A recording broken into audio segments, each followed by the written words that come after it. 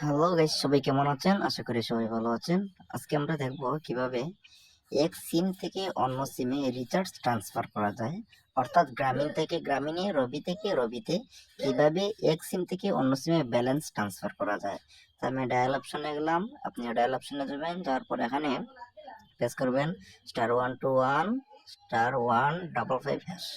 আমি যেভাবে করতেছি আপনি সেম ঠিকভাবে করবেন। আমার এক সিম থেকে আমি অন্য সিমে রিচার্জ ট্রান্সফার করব। তো এখানে কি লেখা আসছে? Transfer balance. এখানে আপনি টু অপশনে কি করবেন? ক্লিক করবেন।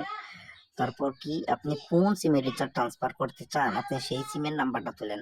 এটা কিন্তু গ্রামীণ থেকে গ্রামীণ, এটা কিন্তু গ্রামীণ থেকে গ্রামীণ, রবি থেকে রবি, এরকম আর কি।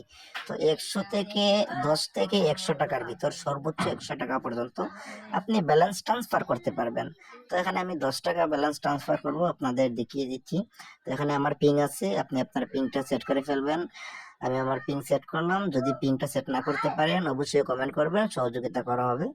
তো আমার আমার যে সিমে আমি ব্যালেন্স ট্রান্সফার করছি, তো সেই সিমে আমার ব্যালেন্সটা চলে আসবে। এই যে মেসেজ, ব্যালেন্সটা কি হয়ে গেছে? ট্রান্সফার হয়ে গেছে আমার। যদিও আমার এই সিমে ব্যালেন্স কম ছিল, ট্রান্সফার হয়ে গেছে।